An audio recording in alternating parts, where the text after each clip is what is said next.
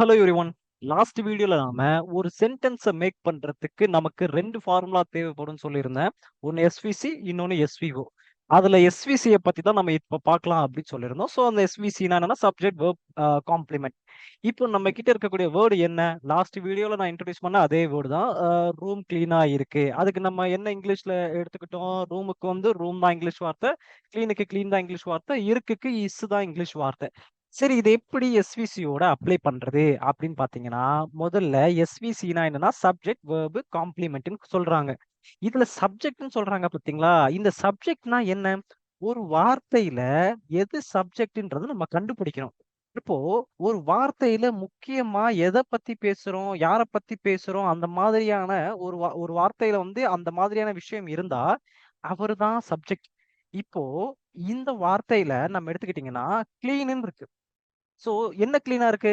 எதுவுமே கிடையாது. நெக்ஸ்ட் வார்த்தை யாரு? இருக்குன்னு இருக்கு. இருக்குன்ற வார்த்தைய மட்டும் தனியா பார்த்தீங்கன்னா, அதுல ஏதாவது அர்த்தம் இருக்கா? அர்த்தமே இல்ல. இருக்கு. என்ன இருக்கு? புரியல. அப்போ அப்ப கிளீன்ன்ற வார்த்தையிலயும் தனியா பார்த்தீங்கன்னா, அர்த்தம் இல்ல. ஆனா, ரூம்ன்ற ஒரு வார்த்தை இருக்கு பார்த்தீங்களா? அதுல தான் விஷயமே இருக்கு. சோ, ரூம் கிளீனா இருக்குன்னு சொன்னா தான் அது மீனிங்ஃபுல்லான வார்த்தையா இருக்குது. ஓகேங்களா? இப்போ இதுல சப்ஜெக்ட் யாருன்னு கேட்டீங்கன்னா, ரூம் தான் சப்ஜெக்ட். ஏன்னா, அதுதான் முக்கியமான வார்த்தை அந்த சென்டென்ஸ்ல. அப்போ சப்ஜெக்ட்ன்றத நம்ம எப்படி எழுதுறோம்னா, ரூம்ன்னு எழுதிட்டோம். கரெக்ட்டுங்களா? இப்போ எஸ்ஸுக்கு கீழ நான் ஸ்ட்ரெய்ட்டா தி ரூம் அப்படின்னு போட்டுக்கிறேன். ஓகேங்களா? நெக்ஸ்ட் வெர்ப்னா என்ன? வெர்ப்னா என்னன்னு கேட்டீங்கன்னா, அந்த வார்த்தையில இருக்கக்கூடிய ஆக்ஷன பத்தி நம்ம பேசுறது.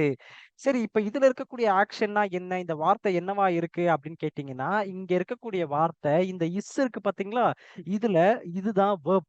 சில பேருக்கு வந்து ஒரு டவுட் வரும். நான் சொல்லியிருக்கேன் ஆக்ஷன தான் நம்ம வெர்ப்ன்னு சொல்லுவோம். அப்ப ஏன் சம்மந்தமே இல்லாம இஸ்ஸ போயிட்டு நீங்க வெர்ப்ன்னு சொல்றீங்க? அப்படின்னு கேட்டீங்கன்னா, நம்ம ஃபியூச்சர் கிளாஸ்ல இத பத்தி டீட்டெயிலா பார்ப்போம். இந்த வெர்ப் 2 விதமா பிரியும். ஒண்ணு பி வெர்ப், இன்னொன்னு மெயின் வெர்ப்ன்னு சொல்லிட்டு 2 விதமா பிரியும். அப்போ இத நான் உங்களுக்கு சொல்லும்போது இன்னும் ஒரு கிளியர் ஐடியா கிடைக்கும். சோ, இப்போதைக்கு இந்த இருக்குன்னு இருக்கு பார்த்தீங்களா? இதுதான் வெர்ப். ஓகேங்களா? அப்போ நம்ம என்ன பண்ணணும்? இந்த வெர்ப்ப வந்து எஸ்க்கு பக்கத்துல வெர்ப் இருக்கிறதுனால, அதாவது சப்ஜெக்ட்க்கு பக்கத்துல வெர்ப் இருக்கிறதுனால, நம்மளோட சப்ஜெக்ட் யாருன்னா ரூம். அப்ப அந்த ரூம்க்கு பக்கத்துல தானே இந்த வெர்ப் வந்திருக்கணும். அப்போ நம்ம என்ன பண்ணணும்? அந்த இஸ்ஸ எடுத்துட்டு வந்து ரூம்க்கு பக்கத்துல போடணும். அப்போ தி ரூம் இஸ் அப்படின்னு வந்துருச்சு. நெக்ஸ்ட் 3வதா இருக்கிறது காம்ப்ளிமெண்ட். காம்ப்ளிமெண்ட்னா என்னன்னு கேட்டீங்கன்னா, கிளீன். சோ அந்த கிளீன் எடுத்துட்டு வந்து 3வதா போட்டுருங்க. அப்போ பழைய சென்டென்ஸ் எப்படி இருந்துச்சு? ரூம் கிளீன் இஸ் அப்படின்னு இருந்துச்சு. அதுக்கு பதிலா இப்போதைய சென்டென்ஸ் எப்படி இருக்குது? தி ரூம் இஸ் கிளீன் அப்படின்னு இருக்கு. ஓகேங்களா? இப்போ பழைய சென்டென்ஸ படிச்சு பார்த்தீங்கன்னா, ஒரு மீனிங்ஃபுல்லே இல்ல. ஒரு மீனிங்கே இல்ல. வார்த்தையில அர்த்தமே இல்ல.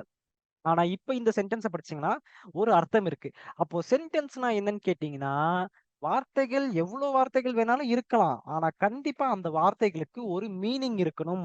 ஒரு எலிஜிபிளான மீனிங் இருந்தா மட்டும் தான், அத சென்டென்ஸா நம்மளால கன்சிடர் பண்ண முடியும். சரி, இப்போ நமக்கு வந்து ஒரு டவுட் வரும். மேல வந்து நான் ரூம் தான் சொன்னேன். ஆனா, கீழ வரும்போது நான் வந்து ஏன் தி ரூம்ன்னு ஆட் பண்ணிட்டேன்? ஸோ மேல ரூம்னா கீழயும் ரூமா தானே இருந்திருக்கணும். அப்ப ஏன் வந்து தி ரூமா வந்துச்சு அப்படின்னு கேட்டீங்கன்னா, தீனா யாருன்னு கேட்டீங்கன்னா, ஆர்டிகில்ஸ். அதாவது ஆர்டிகில்ல மொத்தம் 3 பேர் இருக்காங்க. ஒண்ணு தி, இன்னொன்னு ஏ, இன்னொன்னு ஆன். இத பத்தி நம்ம ஃபியூச்சர்ல டீட்டெயிலா பார்ப்போம். சரி, இப்ப ஏன் இந்த தி இங்க வந்துச்சு அப்படின்னு ஒரு கொஸ்டின் கேட்டீங்கன்னா, அதாவது தீன்றது இப்போ நம்ம எக்ஸாம்பிள்க்கு வந்து அவருக்கும் அந்த விஷயம் தெரியும். எனக்கும் இந்த விஷயம் தெரியும். 2 பேருமே பர்ட்டிகுலரான 2 பேருக்குமே தெரிஞ்ச ஒரு ரூம பத்தி ஒருத்தர் பேசுறாரு. இல்ல ஒரு பிளேஸ பத்தி பேசுறாங்கன்னா, அந்த டைம்ல தான் நம்ம என்ன பண்ணுவோம்ன்னு கேட்டீங்கன்னா, அந்த சப்ஜெக்ட்க்கு முன்னாடி தி போடுவோம். ஸோ தெரிஞ்ச விஷயமா இருந்தா, அதாவது நமக்கு அந்த ரூம் தெரியும்ன்றனால நம்ம அத பத்தி சொல்றோம். அத பத்தி இப்போதைக்கு நான் சொன்னா உங்களுக்கு கொஞ்சம் கன்ஃப்யூஷனா இருக்கும். அந்த ஆர்டிக்கிள் வரும்போது இத பத்தி நம்ம டீட்டெயில்டா படிக்கலாம். இப்போதைக்கு தி ரூம் இஸ் கிளீன். இல்லன்னா ரூம் இஸ் கிளீன்னு சொன்னா கூட ஒண்ணும் ப்ராப்ளம் கிடையாது. அப்போ எஸ்விசிய யூஸ் பண்ணி தான் என்ன உருவாகுதுன்னு கேட்டீங்கன்னா, மீனிங்ஃபுல்லான சென்டென்ஸ் உருவாகுது. மீனிங்ஃபுல்லான சென்டென்ஸ் உருவானா தான் நம்மளால என்ன பண்ண முடியும்? மீனிங்ஃபுல்லா பேச முடியும். சரிங்களா? சரி, இப்போ இந்த சப்ஜெக்ட்ட பத்தி இன்னும் கொஞ்சம் டீட்டெயில்டா பார்க்கலாம். இந்த சப்ஜெக்ட்ல என்னென்னலாம் வரலாம்? அதாவது ஏன்னா எஸ்விசி இருந்தா தானே சென்டென்ஸே மேக் பண்ண முடியும். அதுல ஃபர்ஸ்ட் யார் இருக்காருன்னா, சப்ஜெக்ட் தான் இருக்காரு. அந்த சப்ஜெக்ட்ல என்னென்னலாம் யூஸ் பண்ணலாம்ன்னு தெரிஞ்சா தான் என்னால என்ன பண்ண முடியும்ன்னு கேட்டீங்கன்னா, ஃபியூச்சர்ல எந்த மாதிரியான சென்டென்ஸ் வந்தாலும் இதுல போட்டு பேச முடியும். இப்ப இந்த சப்ஜெக்ட்ல என்னென்னலாம் வரலாம் அப்படின்னு கேட்டீங்கன்னா, இதுல ஒண்ணு நவுன் வரலாம், இல்லன்னா ப்ரோனவுன் வரலாம் அப்படின்றாங்க. நவுன்னா என்ன? ப்ரோனவுன்னா என்ன? புதுசா இருக்கே! அப்படின்னு கேட்டீங்கன்னா, நவுன்னா என்னன்னு கேட்டீங்கன்னா, தமிழ்ல வந்து பெயர் சொல் அப்படின்றாங்க. அதாவது நேமிங் வேர்ட். ஒரு பொருளுக்கோ, இல்லன்னா ஒரு பெர்சனுக்கோ, இல்லன்னா ஏதாவது ஒரு பிளேஸுக்கோ, ஏதாவது ஒரு பேர் குடுத்துட்டோம்னா, அதுக்கு பேர் தான் நவுன் அப்படின்றாங்க. இன்னொன்னு வந்து ஸ்டேட் ஆஃப் மைண்ட் அதையும் நவுன் தான் சொல்லுவாங்க.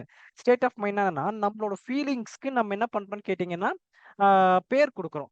அதையும் நவுன்னு தான் சொல்லுவாங்க. ஸோ, அதாவது இப்ப என்னோட ஃபீலிங் நான் கோவமா இருக்கேன், அதுக்கப்புறம் பசியில இருக்கிறேன், இல்லன்னா வந்து அ அஃபெக்ஷனா இருக்கேன். அந்த மாரியான வார்த்தைகளுக்கெல்லாம் நம்ம என்ன சொல்றோம்ன்னு கேட்டீங்கன்னா, ஒரு ஒரு வார்த்தைகள் குடுத்துட்டோம். ஆங்ரி அப்படின்னு சொல்லிட்டு ஒரு நேம் குடுத்துட்டோம். லவ் அப்படின்னு சொல்லி ஒரு நேம் குடுத்துட்டோம். அஃபெக்ஷன் அப்படின்னு சொல்லிட்டு ஒரு நேம் குடுத்துட்டோம்.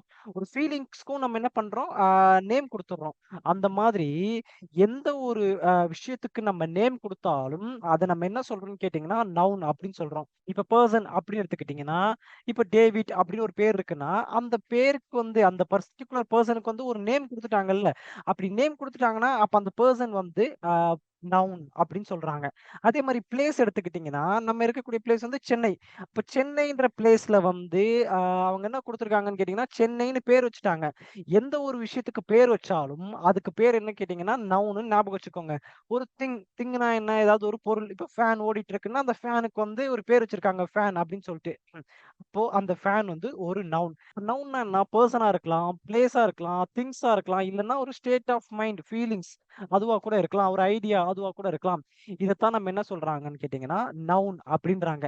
அப்போ இந்த சப்ஜெக்ட் வர வேண்டிய இடத்துல என்ன வரும்னு கேட்டீங்கன்னா, நவுன் வரலாம். அதாவது பெர்சன பத்தி சொல்லலாம், பிளேஸ பத்தி சொல்லலாம், திங்ஸ் பத்தி சொல்லலாம், இல்ல ஸ்டேட் ஆஃப் மைண்ட் பத்தி சொல்லலாம்.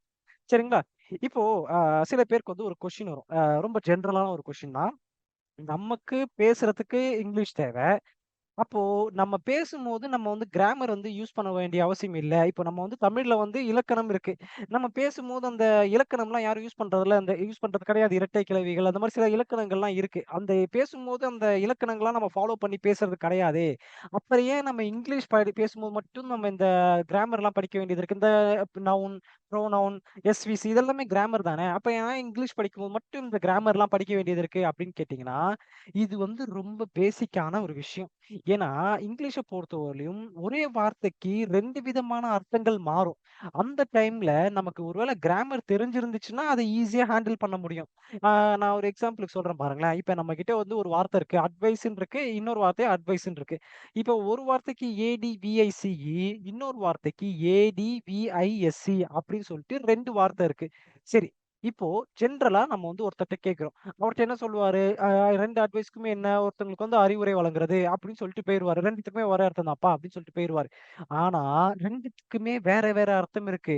இந்த ஏடிவிஐசி இருக்கு பார்த்தீங்களா? இது நவுன். ஏடிவிஐஎஸ்சி இருக்கு பார்த்தீங்களா? இது வெர்ப். நான் எப்படி இத 2த்தையும் மாத்தி மாத்தி சொல்றேன்? ஒண்ணு நவுனுன்னு சொல்றேன், ஒண்ணு வெர்ப்ன்னு சொல்றேன். ஏன் என்ன அர்த்தம்? அப்போ நவுனுன்றத நான் ஏன் சொல்றேன்னா, அதாவது இந்த அட்வைஸ்க்கு உண்டான மீனிங். இந்த ஏடிவிஐசி இருக்கு பார்த்தீங்களா? இதுக்கு உண்டான மீனிங் என்னன்னா, நமக்குள்ள இருக்கக்கூடிய ஒரு ஃபீலிங். நம்ம வந்து அட்வைஸ் நம்ம வந்து இருக்குது. நம்ம வந்து அறிவுரை சொல்லப் போறோம். அறிவுரை நமக்கு வந்து மைண்டுக்குள்ள இருக்கு. அப்படின்ற ஒரு ஃபீலிங். அந்த ஃபீலிங்க நம்ம என்ன சொல்றோம்? அட்வைஸ்ன்றோம். இப்ப இந்த ஃபீலிங்க்கு நம்ம ஒரு பேர் வச்சிருக்கோம் பார்த்தீங்களா? அ அட்வைஸ் அப்படின்ற பார்த்தீங்களா? அப்போ ஃபீலிங்க்குமே நம்ம என்ன சொல்லுவோம்? நவுனுன்னு தான் சொல்லுவோம். சரி அப்ப இந்த அட்வைஸ்க்கு என்ன மீனிங்? நம்ம அட்வைஸ டிஸ்ட்ரிபியூட் பண்றது. இன்னொருத்தருக்கு அறிவுரை வழங்குறது அப்படின்றாங்க. ஸோ இன்னொருத்தருக்கு குடுக்கறது இருந்தா அது அட்வைஸ்ன்னு சொல்லுவாங்க. அப்ப குடுக்குறதுன்னா என்ன? ஒரு ஆக்ஷன் நடக்குது. அந்த ஆக்ஷனுக்கு பேர் தான் வெர்ப்ன்னு சொல்லுவாங்க. கரெக்ட்டுங்களா? அப்போ இந்த ஒரே வார்த்தை தான். ஆனா 2 விதமா பிரியுது. ஆ ஏடிவிஐ சின்னு வந்துச்சுன்னா, அவர் மனசுக்குள்ள இருக்கக்கூடிய ஒரு அட்வைஸ் ஃபீலிங், அட்வைஸ் அப்படின்ற மாரி வருது. அந்த அட்வைஸ அவர் இன்னொருத்தருக்கு குடுத்தாருன்னா, அது வெர்பா மாறுது. ஓகேங்களா? ஸோ அப்போ பேசிக்கா கிராமர் தெரிஞ்சிருச்சுன்னா, இங்கிலீஷ் பேசும்போது தப்பு இல்லாம பேசலாம். இப்போ நம்ம நாட்ல பொறுத்தவரை எப்படி பார்த்தீங்கன்னா, பொலிட்டிஷியன்ல தப்பு பண்ணா விட்டுருவாங்க. வேற ஏதாவது சினிமா அதுல இதுல ஏதாவது தப்பு பண்ணா விட்டுருவாங்க. ஆனா, இங்கிலீஷ்ல தப்பு பண்ணா மட்டும் நம்மள கேவலமா பார்ப்பாங்க. இவரு வந்து பாருங்களேன் தப்பா இங்கிலீஷ் பேசுறாரு அப்படின்னு சொல்லுவாங்க. அப்போ அந்த மாதிரியான ஒரு இக்கட்டான சூழ்நிலையில நம்ம மாட்டிக்க கூடாதுன்றதுக்காக, நம்ம பேசிக்கான கிராமர் தெரிஞ்சுக்கிட்டோம்னா, அந்த மாதிரியான இங்கிலீஷ பெர்ஃபெக்ட்டா நம்மளால பேச முடியும். ஸோ கிராமர்ன்னோன நம்ம வந்து ரொம்ப ஹை எஃபிஷியன்ட்டான கிராமர்லாம் நம்ம தெரிஞ்சுக்க போறது கிடையாது. ஏன்னா நவுன்ன்ற ஒரு வார்த்தைக்குள்ளேயே பலதரப்பட்ட நவுன்ஸ் இருக்கு. ஓகேங்களா? அதெல்லாம் நம்ம போய் படிக்க போறது கிடையாது. நமக்கு வந்து பேசிக்கா நவுன்னா என்ன? அப்படின்றது மட்டும் தெரிஞ்சா போதும். சரிங்களா? ஸோ இந்த வீடியோல சப்ஜெக்ட்ல 2 யூஸ் பண்ணலாம். ஒண்ணு நவுன் யூஸ் பண்ணலாம். இன்னொன்னு ப்ரோனவுன் யூஸ் பண்ணலான்னு பார்த்தோம். அதுல நவுன்னா என்ன அப்படின்றத இந்த வீடியோல பார்த்துட்டோம். ஸோ நெக்ஸ்ட் வீடியோல ப்ரோனவுன்னா என்ன? அந்த ப்ரோனவுன் எப்படிலாம் யூஸ் ஆகுது? அப்படின்றத நெக்ஸ்ட் வீடியோல பார்க்கலாம். இந்த வீடியோ உங்களுக்கு புடிச்சிருந்துச்சுன்னா, இந்த வீடியோ லைக் பண்ணிக்கோங்க. இதே மாரி நெறைய வீடியோஸ் பார்க்கணும்னு ஆசைப்பட்டீங்கன்னா, என்னோட சேனல சப்ஸ்கிரைப் பண்ணி வச்சுக்கோங்க. தேங்க் யூ ஃபார் வாட்சிங் திஸ் வீடியோ.